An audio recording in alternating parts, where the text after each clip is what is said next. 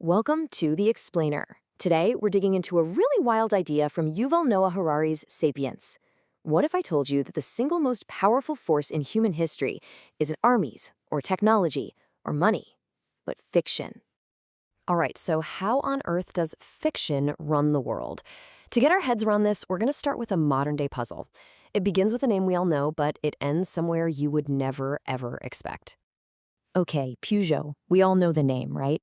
It's a car company. But what if I told you that if we really dig into what this company is, we can unlock a huge secret about what makes us human? I mean, just think about the sheer scale of this thing. You've got 200,000 people, strangers, really, scattered all over the globe, all working together. And they churn out over 1.5 million cars a year. How is that even possible? It's a total miracle of cooperation. But here's where it gets weird. Let's play a little thought experiment. What if, overnight, every single Peugeot car on the planet just vanished, and all their factories were knocked down? Would Peugeot, the company, just disappear? And the answer, amazingly, is no. Peugeot SA, the legal entity, would still be there. It could go out, borrow money, hire a whole new team, and just start over. The company isn't the physical stuff. So, wait a minute. If Peugeot isn't its cars, or its factories, or its people, what is it? It has no real physical form. You can't point to it, you can't touch it. So that leads to this huge question. Does it even really exist?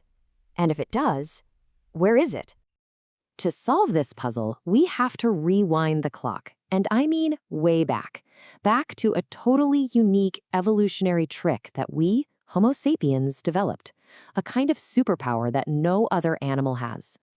You know, as Harari puts it, the truly unique feature of our language is the ability to transmit information about things that do not exist. Think about it. A monkey can shout, "Look out, a lion!" But only a human can say, "The lion is the spirit of our nation." We can talk about stuff that exists only in our shared imagination.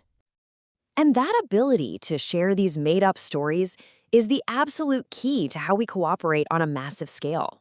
You can't convince a chimpanzee to give you his banana today by promising him unlimited bananas in chimp heaven.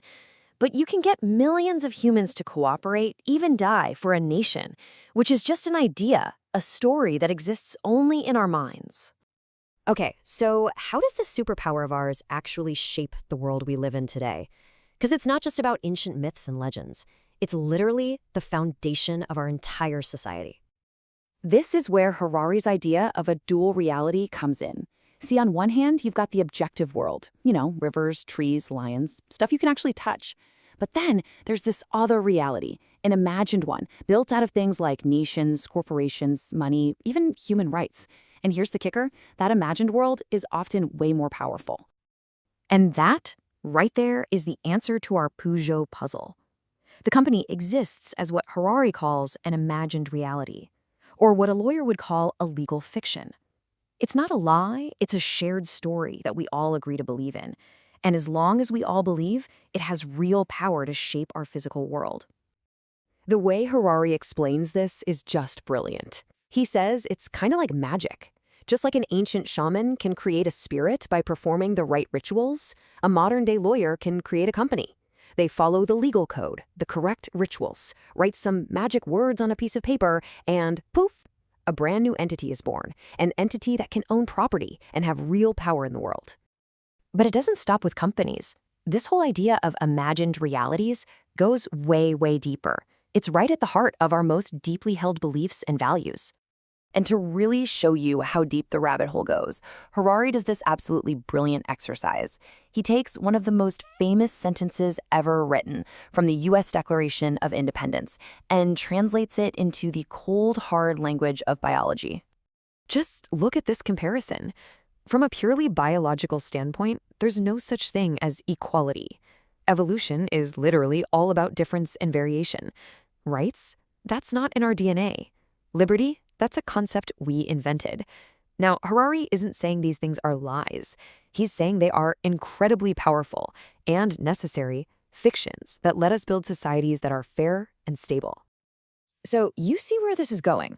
Our ability to create and believe in these shared stories It's given us this almost godlike power to completely reshape our planet. I mean, it's just staggering when you think about it. Just 70,000 years ago, we were a pretty insignificant animal minding our own business in a corner of Africa. Today, we are the undisputed masters of the entire planet. And looking forward, we're on the verge of acquiring the divine powers of creation and destruction. We've built these incredible things, empires, spaceships. We can literally change the code of life. But Harari brings up this really chilling point. For all our unbelievable power, are we actually any happier? We seem to have no idea what to do with it all. We're as discontented as ever. And so this whole explainer leaves us with this one final, really haunting question from Harari. Is there anything more dangerous than dissatisfied and irresponsible gods who don't know what they want? Our fictions, our stories have made us rulers of the world, but they haven't taught us how to rule ourselves. And the future? Well, it really all depends on the stories we decide to tell next.